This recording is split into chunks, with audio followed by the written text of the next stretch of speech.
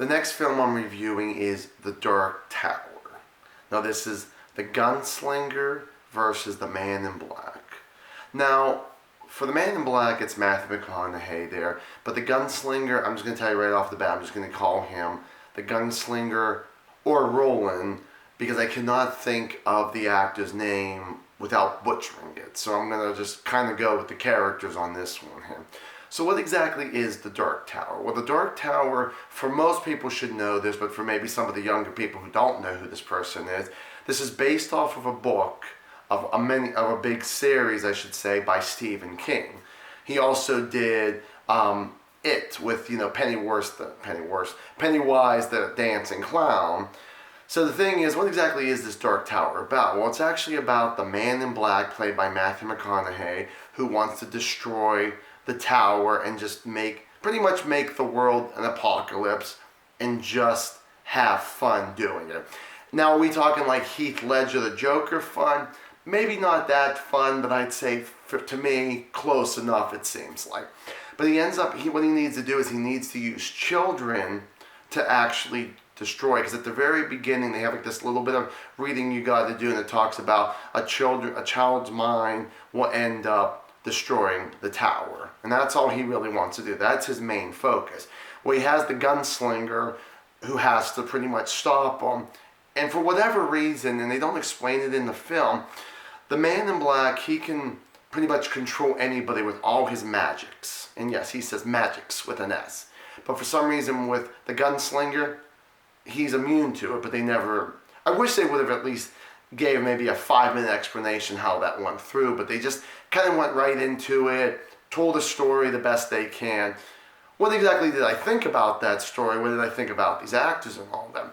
The story was really good.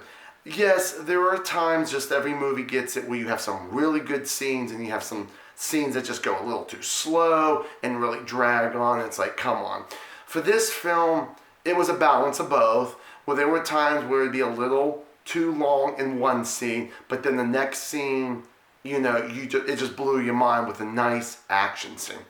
When it came to action, oh my God, it did not disappoint. Every action scene worked perfectly, no matter if it was, a lot of stunts, CGI, whatever. I really enjoyed those action scenes there. The slow scenes, it took its time, but it told that particular part that it needed to talk about, that particular story of what was going on in that scene.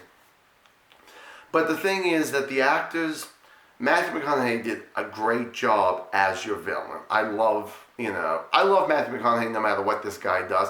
And this is probably I'm going to say this is definitely going to be one of my top 5 best just Matthew McConaughey movies of all time, I gotta say. And he's done a lot of good and a lot of bad films. The actor who plays the gunslinger, yes, he always does a good job. No complaints there. The kid, Jake, oh my God, he's the one that carries this film, and he does such a fantastic, superb job. I'm surprised. Out of all the kid actors I've watched from like almost 40 years ago, I gotta say, I really, really thought he was one of the better kid actors I've seen in a very, very long time.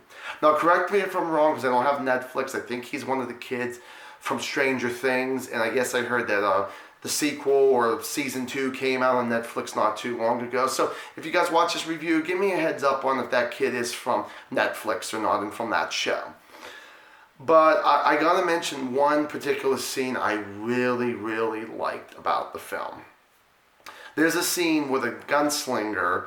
He's killing like 30, 40, maybe even more people in this one particular room. And he's just going, and there's slow motion and normal motion and all that stuff, and great action scene going down. Well, there's a scene where the gunslinger is trying to run away from some of the bad guys. Well, one of the henchmen comes out of nowhere, tackles the gunslinger. They go through a window together, and next thing you know, they go through a bus, and they end up landing inside the bus. Well, I thought there was going to end up being a fight on the bus. Well, it turns out that the henchman throws the gunslinger through the window, and the next thing you know, the guy comes off the bus, and there ends up being a little bit of a fight there too.